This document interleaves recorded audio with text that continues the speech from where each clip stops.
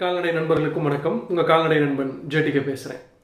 சினை மாடுகளுக்கு தீவனப்பில் கொடுக்கலாமா அப்படின்னு ஒரு நண்பர் கேட்டிருக்கிறாரு.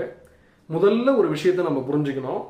மாடுகளுக்கு கொடுக்க வேண்டிய தீவனம் அப்படின்னா 3. இதை நான் திரும்ப திரும்ப சொல்லிட்டு இருக்கேன். பசுந்தீவனம், உலர் தீவனம், அடர் தீவனம். இந்த 3மே எல்லா காலங்கள்லையும் கொடுக்கணும். அது கண்ணுக்குட்டியாக இருந்தாலும் சரி, கெடேரியாக இருந்தாலும் சரி, மாடாக இருந்தாலும் சரி. கண்ணு பிறந்த 21 நாட்களுக்கு மட்டும்தான் பால் குடிக்கும். 21வது நாள்ல இருந்தே பில்லு சாப்பிட ஆரம்பிச்சிடும். ஏன் அப்படின்னா அதோட அசைவு வயிறு உற்பத்தி ஆகிறதுக்கு 21 நாள் எடுக்கும். அதுல இருந்தே நீங்க தீவன புல்களை கொடுக்கலாம். ஆனா அளவு வேறுபடும்.